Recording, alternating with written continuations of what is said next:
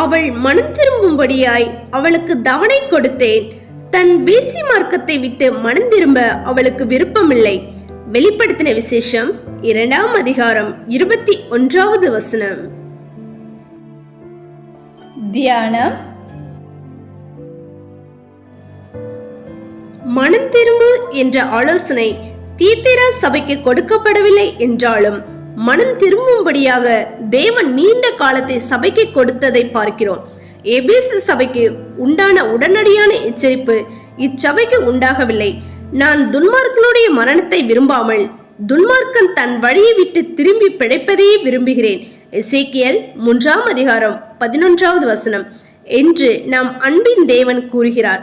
கத்தோலிக்க கிறிஸ்தவ சபை இன்றும் உலகமெங்கும் செயல்பட்டு கொண்டிருக்கிறது என்றால் தேவனுடைய நீடிய பொறுமையே காரணம். மனம் திரும்ப அவளுக்கு விருப்பமில்லை என்று ஆண்டவர் இயேசு மிகுந்த வேதனையோடு அறிவிக்கிறார். மனம் திரும்பாத எசபேலின் இறுதி முடிவு மிக கொடூரமாக இருந்ததை 2 ராஜாக்கள் 9வது அதிகாரம் 33 முதல் 37 முடிய வாசிக்கின்ற பொழுது அறிந்து கொள்ள முடிகிறது. தியத்தீரா சபையில் பின்பற்றப்பட்ட வேசி மார்க்கத்தின் விளைவாக அங்கீகரிக்கப்பட்ட சில தவறான போதனைகள் பின்வருமாறு காணலாம். கிபி 786 சிலை வணக்கம், உருவ வழிபாடு.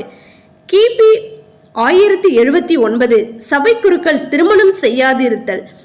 கிபி 1090 ஜெபமாலை சொல்லுதல். கிபி 1220 நற்கருணை வழிபாடு. கிபி 1229 வேத வாசிப்பு தடை செய்யப்படுதல். கிபி 1439 உத்தரிக்கிற ஸ்தலம் ஏற்றுக்கொள்ளப்படுதல். கிபி 1549 விலக்கப்பட்ட ஆகமங்களின் அங்கீகாரம். கிபி 1870 போப் தவறு செய்ய முடியாது என்ற கொள்கை.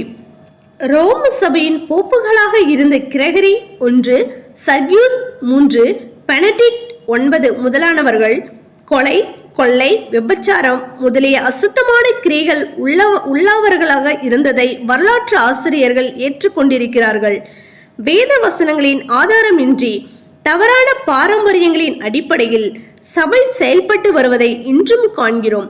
மாயமான தாழ்மை, தேவ தூதர்களுக்கு செய்யும் ஆராதனை, காணாதவைகளில் துணிவாய் நுழைவது, மாம்ச சிந்தனையினாலே வீணாய் இருமாப்புகளுக்கு இடம் கொடுப்பது ஆகியவற்றை தேவன் வெறுக்கிறார் என்பதை தியத்தீரா சபை உணர்ந்து கொள்ளவில்லை.